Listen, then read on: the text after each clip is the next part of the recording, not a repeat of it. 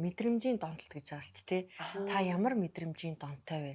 Өөрийн мэдлгүй одоо сардаа нэг солонгос хоол иддэг, нэг амар амтлагчтай хоол иддэг байдалд багасаа тасцсан байлаа гэхэд ингээл байж байгаа л өөрийн мэдлгүй нэг юм хотоод бүр нэг шархлуулсан хоол идмээр санагдах те. Эсвэл нөгөө 5 дахь өдөр болгоны архиталт ингээд шалтгаангүй байхад цаанаасаа л нэг юм яг нэг тэр мансуурах мэдрэмж эсвэл тайвшрах мэдрэмжийг амар санагдах ч юм уу те. Тэгэхээр багаас хэр хол зайны тавтамжтай гаднаас ямар мэдрэмж цохилт болж орж ирдэг байсан.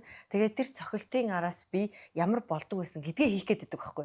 Тэгээд гаднаас цохилт авахгүйгээр би сайжирдаггүй штэ. Цохилт авахгүйгээр би тайвширдаггүй штэ. Эсвэл цохилтын араас амар гоё болдог тэр тайвширч юм уу. Бүх донтолтуудын юм тэр штэ тий. Зүгээр тайван байжгаад ажралтай байна гэдэг түүх байдаггүй. Заавал амар зовлонгийн араас жаргалнаа орж ирнэ. Эсвэл цусаа гартал зодолж ир тосоо гартал тэрвэрлдэхээр нэх гоё тэ хайртай шиг мэдрэмж төрдөг гээл тэ. Тэгэхээр тэр ямар мэдрэмжийн донтой вэ гэдгийг асуугаар хүн аюул сайн мэддэг.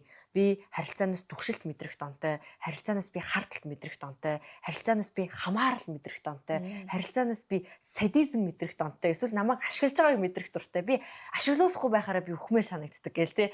Одоо энийг нилээн одоо хүлээн зөвшөөрсөн хүн л ингэж хэлнэ л тэ. Гэхдээ тэр мэдрэмжийг хайр гэдээ ойлгоцсон ассоциац тэнд байгаа учраас тэрийг нь өгөхгүй учраас хайр хүн багтаа.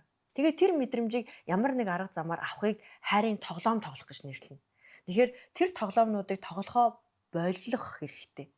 Хайрлуулахын тулд, хайртай гэдэг үгийг сонсохын тулд аяг цаа хийгээд үг гэдгийг нэг аятайхан хэлдэг болох те. Эсвэл ийм өөрөөгөө тэр үнэлэх, үлэх, хүлээн зөвшөөрүүлэх, хайрлагдах гэдэг мэдрэмжийг авахын тулд тэр олон тоглоом манипуляц хийж штэ тий.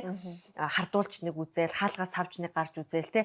Хуурамч тоглоом зохиогоол эсвэл өвдөж баашлаад эсвэл өөрийнхөө нөгөө өнгөрсөн амьдралыг ярьж мараал ингээл би ийм тийм гэл ингээл энэ олон шалтгаыг гаргаж ирж байна гэдэг чинь шууд шулуухан баггүйгээр өөрийнхөө чин хүслийг илэрхийлэх чадамжгүй байна.